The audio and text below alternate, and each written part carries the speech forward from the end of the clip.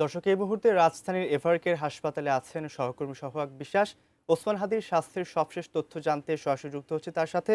সোহাগ, আপনি আমাকে শুনতে পাচ্ছেন নিশ্চয়? যেমনটি বলছিলাম, ওসমান হাদির অবস্থা এখনো আশঙ্কাজনক, তাকে ভেন্টিলেশনে রাখা হয়েছে। এ বিষয়ে সর্বশেষ কি তথ্য আছে আপনার কাছে, জানাবেন আমাদের।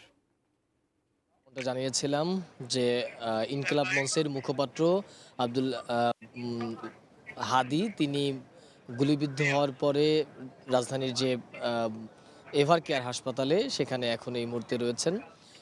এর আগের বুলেটিনে যেমনটা বলছিলাম ঠিক একই রকম তার অবস্থা অপরিবর্তিত রয়েছে, অর্থাৎ ঢাকা মেডিকেল কলেজে যেমনটা ছিলেন ক্রিটিক্যাল অবস্থায়, এভার কেয়ারেও সেই ক্রিটিক্যাল অবস্থায় রয়েছেন। তবে আমরা এর আগের বুলেটিনে যেমনটা বলছিলাম যে ডাক্তারদের সাথে আমরা কথা বলেছি। ডাক্তাররা আমাদেরকে দুটি বিষয়ে বলেছেন। একটি হচ্ছে আশার তারা একটি আশার বাণী দিয়েছেন, অন্যদিকে আবার একটা সংকটের কথাও বলেছেন।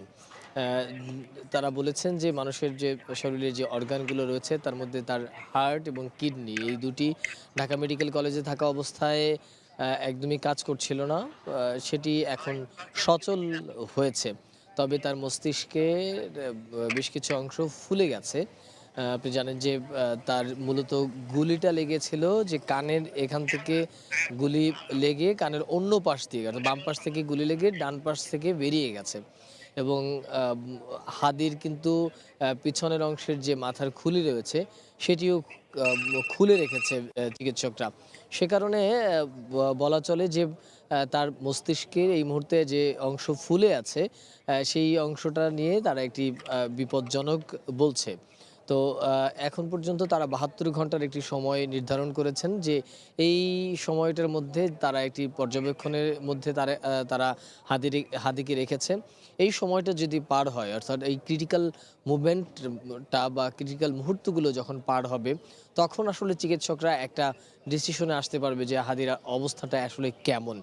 তো এই মুহূর্তে চিকিৎসকরা হাদিকে শঙ্কামুক্ত বলছেন না, আবার শঙ্কাযুক্তও বলছেন না। অর্থাৎ হাদি যে পুরোপুরি শঙ্কামুক্ত সেটি যেমন বলতে নারাজ, তেমনি হাদি খুব খারাপ অবস্থায় আছেন সেটি বলতেও নারাজ। তবে তিনি সংকটাপন্ন রয়েছেন সেই ব্যাপারটি ক্লিয়ার। সরকার প্রধানও এর মধ্যে তার পরিবারকে আশ্বস্ত করেছে যে হাদির চিকিৎসার জন্য যদি তাকে বিদেশে নেয়ার প্রয়োজন হয় তাহলে তাকে বিদেশে নিয়ে যাওয়া হবে। পরিবারের তরফে যেমন দাবি ছিল তারা এভার কেয়ারে চিকিৎসা নিতে চান, সেই দাবিও সরকার পূরণ করেছে। সরকার প্রধান এরই মধ্যে বলেছেন যে এটি একটি ষড়যন্ত্রেরই অংশ, দেশকে একটি গভীর সংকটের দিকে ফেলে দেওয়ার জন্য একটি চক্র এটি করছে। সেটি সরকার প্রধান নয়, অন্যান্য যে ফ্যাসিবাদ বিরোধী যে ঐক্যগুলো রয়েছে বা ফ্যাসিবাদ বিরোধী রাজনৈতিক দলগুলো রয়েছে তাদের মুখেও কিন্তু একই রকম কথা রয়েছে। এখন পর্যন্ত এভার কেয়ারে যারা এসেছেন এনসিপির নেতারা, ডাকসুর ভিপি কিংবা জামায়াত, বিএনপি সহ অন্যান্য যে রাজনৈতিক দলগুলো যারা ফ্যাসিবাদ বিরোধী ঐক্য অর্থাৎ ২৪-এর অভ্যুত্থানে একসাথে মাঠে নেমেছিলেন, একসাথে অভ্যুত্থান করেছেন, একসাথে আন্দোলন করেছেন, তারা সকলে কিন্তু আবার একটা প্ল্যাটফর্মে এসে হাজির হয়েছেন। তারা সকলে বলছেন যে পতিত স্বৈরাচার সরকারের একটি চক্র এই নির্বাচনকে বানচাল করবার জন্যই এ ধরনের ষড়যন্ত্রগুলো লিপ্ত হয়েছে। আব্দুর রউফ, রাজধানীর এভার কেয়ার থেকে হাদির সর্বশেষ অবস্থায় এমনটাই। পরবর্তীতে যদি কোনো পরিবর্তন আসে বা আপডেট আসে নিশ্চয়ই আপনাকে জানাবো। আব্দুর রউফ।